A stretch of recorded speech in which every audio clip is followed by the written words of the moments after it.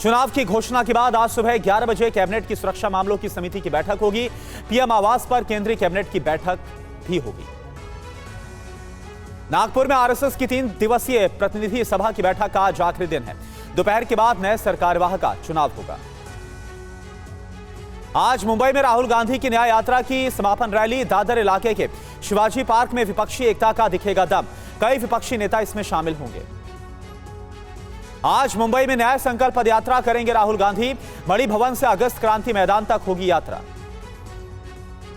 महाविकास अघाड़ी में मतभेद के बीच राहुल गांधी की रैली में शामिल होंगे प्रकाश अंबेडकर। कहा, वीबीए को मिला है न्योता।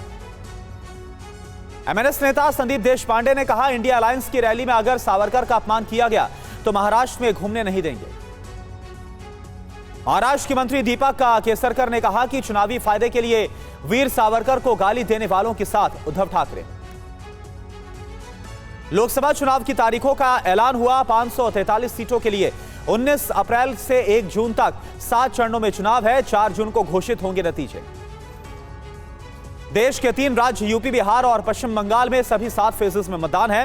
मणिपुर की 1 सीट पर 2 फेज में वोटिंग होगी।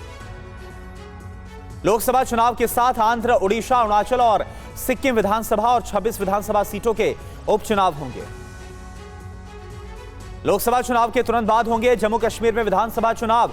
निर्वाचन आयोग का ऐलान, कहा कि ज्यादा सुरक्षा की जरूरत होगी। चुनावी तारीखों के ऐलान के बाद पीएम मोदी ने दिया 400 पार का नारा। कहा, हर कोने से और समाज के हर वर्ग से एक स्वर सुनाई दे रहा, अब की बार 400 पार।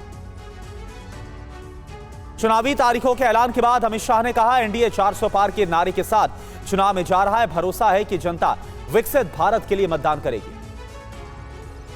7 चरणों में लोकसभा चुनाव कराने पर बोले मल्लिकार्जुन खड़गे, 70 से 80 दिनों तक रुक जाएगा विकास, ये कैसा डिजिटल इंडिया है। चुनाव आयोग के बयान पर बोले अधीर रंजन चौधरी, जम्मू कश्मीर में भी विधानसभा चुनाव की घोषणा होती तो अच्छा होता, हम सितंबर तक इंतजार आखिर क्यों कर रहे हैं। ईडी समन केस में सीएम अरविंद केजरीवाल को कोर्ट से अग्रिम जमानत। जांच एजेंसी के 8 समन पर हाजिर नहीं हुए थे, आगे पेशी से छूट भी मिली है। राउज एवेन्यू कोर्ट ने बीआरएस नेता के कविता को 7 दिन तक ईडी रिमांड पर भेजा। 23 मार्च तक रहेगी कस्टडी। दिल्ली शराब घोटाला मामले में गिरफ्तारी हुई है।